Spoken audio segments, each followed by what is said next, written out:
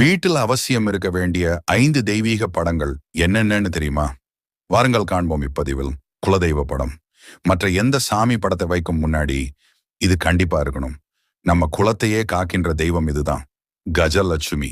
யானைகள் இருபுறமும் இருக்க லட்சுமி அமர்ந்த நிலையில் இருக்கும் படம்.